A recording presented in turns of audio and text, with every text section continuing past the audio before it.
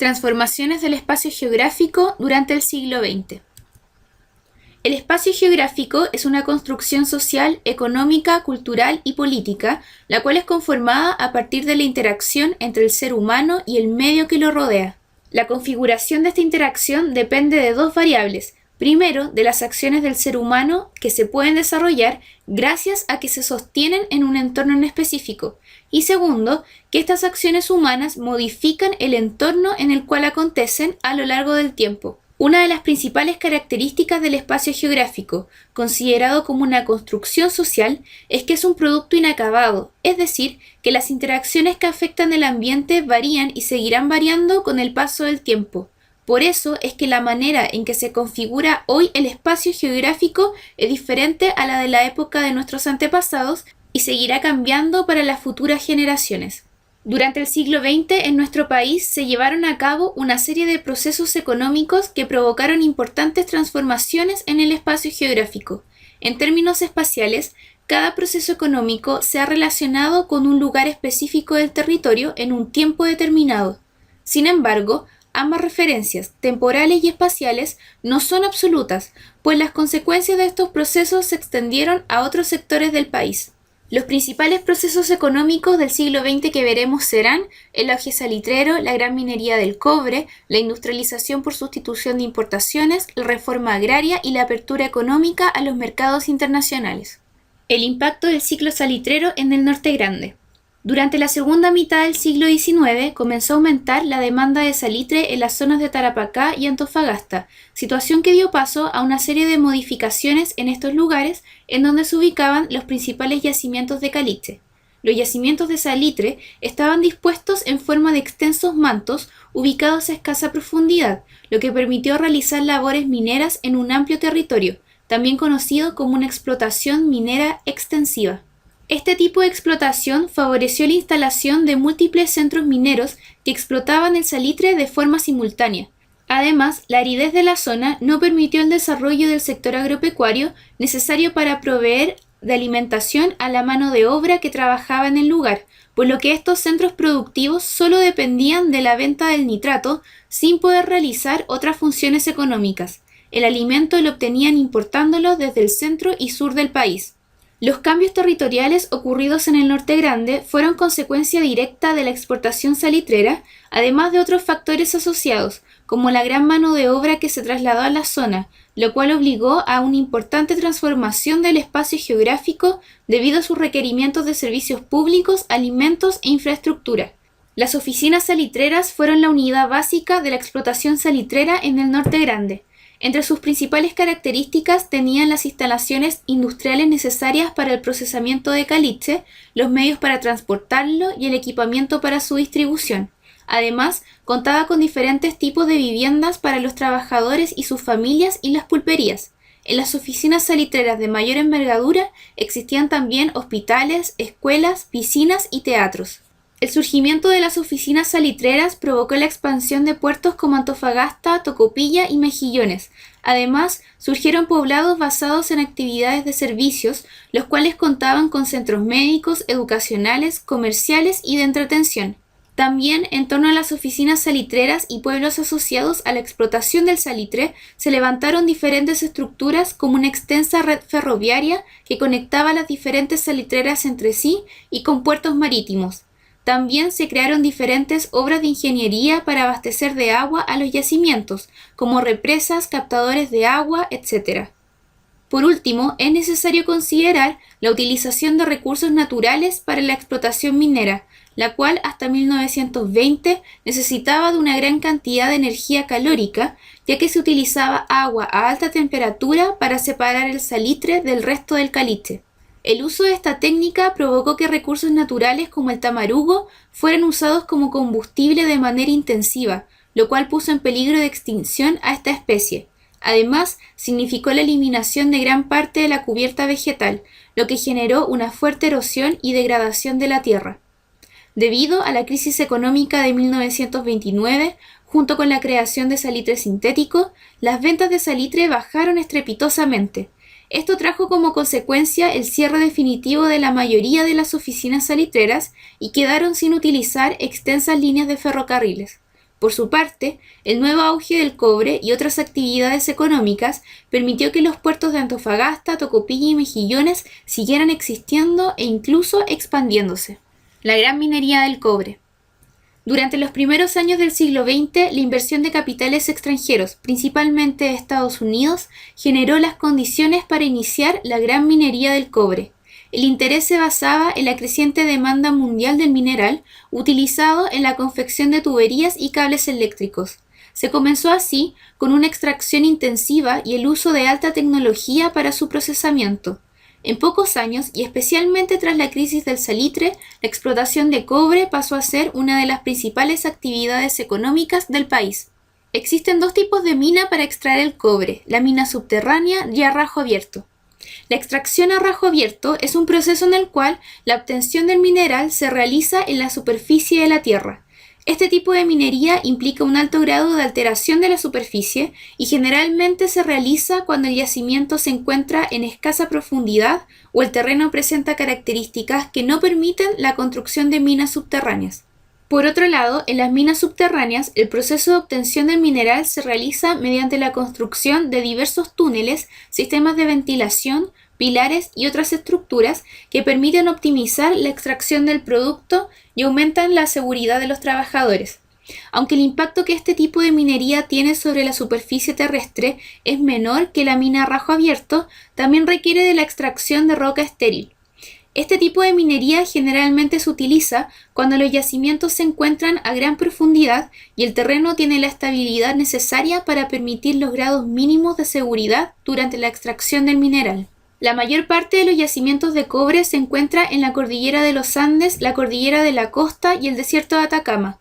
Por lo tanto, las empresas mineras han debido planificar sus instalaciones considerando la aridez y el aislamiento de estas zonas, además de la gran cantidad de recursos humanos y naturales necesarios para funcionar. Una vez iniciada la explotación del yacimiento, las empresas deben invertir en una compleja infraestructura que abarca la mina de extracción, los edificios de equipamiento de bienes y servicios, los centros industriales de procesamiento y las vías de comunicación y transporte para comercializar el mineral. Posteriormente, con el transcurso del siglo XX, se implementaron nuevas formas productivas en la gran minería del cobre. Por un lado, aumentaron las exigencias medioambientales para explotar los yacimientos para así mitigar la contaminación provocada por las actividades mineras. Por otro lado, se modificó la forma de trabajo, instituyendo regímenes de turnos por días, en los que se establecen los días de trabajo en las minas y de descanso en sus viviendas. Así, los nuevos asentamientos reciben solo a los trabajadores sin sus familias durante sus turnos. En este sentido, tienen una forma más compacta que las ciudades y campamentos nacidos a comienzos de siglo. Volviendo atrás en el tiempo, una de las principales transformaciones del espacio geográfico asociadas a la gran minería del cobre fue el surgimiento de ciudades mineras como Sewell o Chuquicamata. Como consecuencia, existió un aumento en la población de estos lugares, una reorganización del territorio y un cambio en las condiciones naturales del entorno. El desarrollo de la gran minería del cobre generó importantes efectos medioambientales que solo a fines del siglo XX comenzaron a ser considerados por las autoridades. Primero, la actividad minera requiere de gran cantidad de agua, recurso escaso en la zona donde se ubican los yacimientos. Esto implica el uso intensivo de los recursos existentes, lo que genera un déficit a la población de las localidades cercanas y a la agricultura. Además, algunas minas comenzaron a operar sobre campos de nieve o glaciares, lo que disminuye aún más los recursos hídricos, además de provocar la contaminación de las aguas. En segundo lugar, con el objetivo de generar energía, se crearon centrales termoeléctricas o hidroeléctricas que provocaron un gran impacto ambiental debido al uso de combustibles fósiles o la inundación de amplias zonas. Finalmente, las minas producen una gran cantidad de desechos, como rocas, minerales y agua contaminada, los que deben ser contenidos en tanques debido a su alta toxicidad. Sin el debido cuidado, estos tanques pueden contaminar las aguas y el suelo, afectando así a la población. El modelo de industrialización por sustitución de importaciones, impulsado durante los gobiernos radicales, tenía como objetivo incrementar la autonomía económica del país a través de la diversificación en la producción interna, que durante el primer tercio del siglo XX había tenido un carácter monoexportador. Así, el Estado asumió la tarea de promover y organizar un proceso sistemático de industrialización. Este modelo requería de una serie de condiciones estructurales que el país no poseía, como lo era el abastecimiento energético a través de la electricidad y el petróleo. Desde fines del siglo XIX, el consumo de petróleo como combustible había aumentado, lo que motivó diversas exploraciones. En 1950 se fundó la Empresa Nacional del Petróleo, ENAP, con el objetivo de explorar los yacimientos encontrados. Para conseguir esto, levantó diversas estructuras e industrias complementarias como la refinería de petróleo en Concón y la refinería de petróleo en Concepción. Este conjunto productivo impulsó la economía de las zonas donde fueron instaladas, pero por otro lado, tuvo consecuencias negativas para el medio ambiente, ya que en el periodo no existía una legislación que regulara el impacto ambiental. En cuanto a la energía eléctrica, las primeras fuentes de energía datan de 1880 y eran pequeños dínamos impulsados por gas o combustible fósil. En 1897 fue instalada la primera central hidroeléctrica, Chivilingo, con el fin de iluminar las minas de carbón en Lota. En la década de 1930, la generación eléctrica comenzó a ser insuficiente, por lo que en 1943 se creó la Empresa Nacional de Electricidad, Endesa, instalando centrales hidroeléctricas y termoeléctricas que incrementaron la energía generada. A pesar de responder los requerimientos del país, estas instalaciones también tuvieron impactos medioambientales, pues las centrales hidroeléctricas han inundado amplias zonas para la creación de represas y las centrales termoeléctricas funcionaban a base de diésel o carbón de alto impacto ambiental. El centro del modelo ISI era la industrialización, ya sea mediante ayuda financiera a empresas existentes o la creación de nuevas industrias. Una de las empresas más importantes fue la Compañía de Acero del Pacífico, CAP, creada en 1946, pues proporcionaba los insumos necesarios para la construcción de fábricas y la elaboración de bienes durables. Además, se crearon diversas industrias procesadoras de alimentos ubicadas en las cercanías de las zonas donde se obtenía la materia prima, como la industria azucarera nacional y ANSA en zonas de alto porcentaje agrícola o frigoríficos en las cercanías de puertos con alto tráfico pesquero. Sin embargo, gran parte de las industrias se instalaron en las ciudades de Santiago, Concepción y Valparaíso, transformándose en los principales polos industriales. La demanda de mano de obra y la concentración de servicios dieron lugar a una masiva migración hacia las ciudades, lo que generó su expansión. Por eso, a pesar de que las industrias se instalaban en la periferia, el rápido crecimiento de la superficie urbana hizo que quedaran en los sectores habitacionales. Esto fue nocivo debido a que no existía una legislación medioambiental en la época y la actividad industrial tenía un fuerte impacto contaminante, lo que afectaba a cada vez una mayor cantidad de población. La ciudad que más cambios sufrió durante la implementación del modelo ISI fue Santiago, la cual concentró a gran parte de las industrias creadas y vio duplicar su población en 20 años. Esto determinó la gran expansión geográfica de la ciudad, cuyo crecimiento no regulado expuso su población a una contaminación industrial. La reforma agraria, iniciada en 1962, tenía como fin redistribuir las extensas propiedades rurales que se encontraban en posesión de un reducido número de personas. La profundidad con la que se modificó la propiedad agrícola durante este periodo tuvo consecuencias permanentes en el campo chileno, aunque no siempre fueron como las planificaron. Las transformaciones más relevantes se vieron en la zona centro y sur del país, pues ahí se encontraban las tierras de mayor calidad y además en dicho territorio habitaba la mayoría del país. La hacienda era la unidad territorial representativa de la concentración de propiedad agrícola chilena, siendo fuertemente intervenida en la reforma agraria, provocando que sus dueños perdieran importantes extensiones de tierras. A su vez, favoreció a los inquilinos, cambiando su situación y dando origen a pequeños y medianos propietarios, los cuales iniciaron importantes procesos de modernización productiva orientados al trabajo intensivo de la tierra, a través de las exportaciones frutícolas y las plantaciones forestales. Se dieron origen así a diferentes tipos de propiedades, como las propiedades familiar agrícola, comunitaria o cooperativa, centros de reforma agraria y centros de producción. Durante la dictadura militar se buscó revertir el proceso, creándose autorizaciones para disolver las propiedades colectivas y vender las tierras adquiridas, transformándose así los campesinos en obreros agrícolas. Así, las propiedades se dividieron a un mínimo espacio que solo servían para una precaria subsistencia, por lo que muchas fueron vendidas. Nació luego una nueva concentración de propiedad a manos de grandes empresas alimenticias dedicadas a monocultivos, y también se generaron parcelas habitables. La apertura económica. Durante el régimen militar se instauró un sistema económico de tipo neoliberal caracterizado por la privatización de la economía y una creciente apertura al mercado internacional.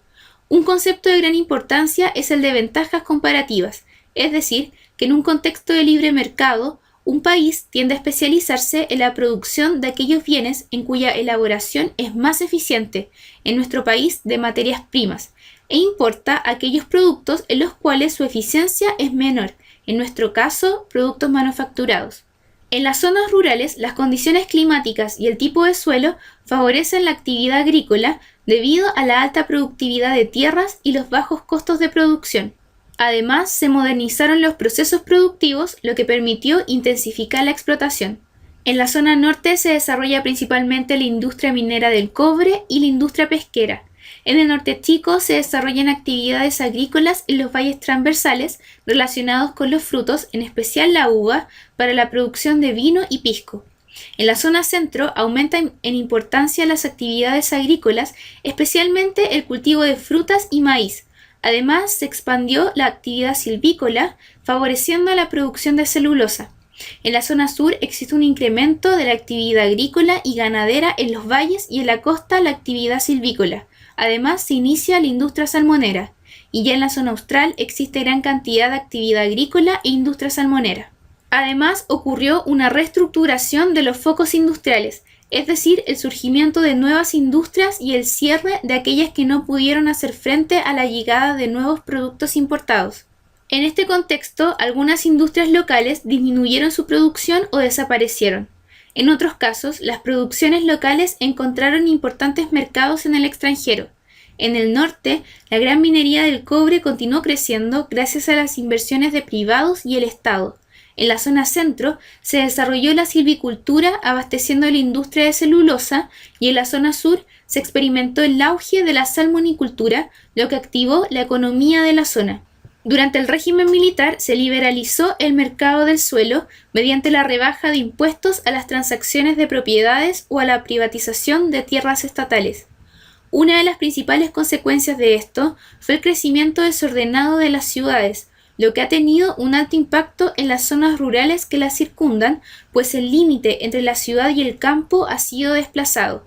Además, se ha experimentado un alza en los precios de los terrenos urbanos debido a la especulación.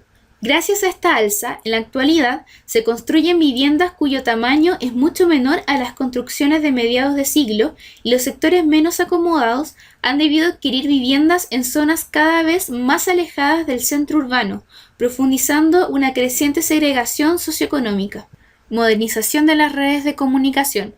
Los procesos económicos y cambios territoriales han estado estrechamente vinculados a la creación de redes de comunicación que permiten mejorar la conexión, tanto al interior del país como con el extranjero. En cuanto al ferrocarril, este fue el principal medio de transporte desde finales del siglo XIX. Su comienzo se relaciona con la minería y la inversión de capitales extranjeros, aunque luego se unió el Estado. En la década de 1970 comenzó su declive debido al uso de otros medios. Los vehículos motorizados comenzaron a circular a inicios del siglo XX y se masificaron bastante rápido, generando la necesidad de construir nuevas rutas más expeditas, naciendo caminos y carreteras. Hoy es el tipo de transporte más utilizado, conectando casi a la totalidad del terreno nacional. Se han diseñado carreteras bioceánicas que conectan al país con otras naciones, unificando ambos océanos. Los aviones han sido incorporados desde 1910 y en 1932 nació la Línea Aérea Nacional, LAN. Comenzó así una lenta expansión de la industria, especialmente en la década de 1950, cuando se fundaron otras aerolíneas y se adquirieron nuevos equipos de mayor capacidad, aumentando su uso en la década de 1980. Además, se incrementó la participación de aerolíneas extranjeras, lo que significó una mayor competencia para las empresas nacionales. Ya en 1990, LAN se privatiza. Los puertos son de limitado tamaño y se encuentran en sectores específicos. Se destaca Valparaíso, que hasta comienzos del siglo XX fue el principal puerto sudamericano. Hasta mediados de siglo su infraestructura bastaba para el tráfico de productos, pero con la apertura económica se intensificaron los intercambios, por lo que su capacidad fue insuficiente. En 1990 se inició un proyecto de modernización portuaria que incrementó la capacidad de carga y descarga.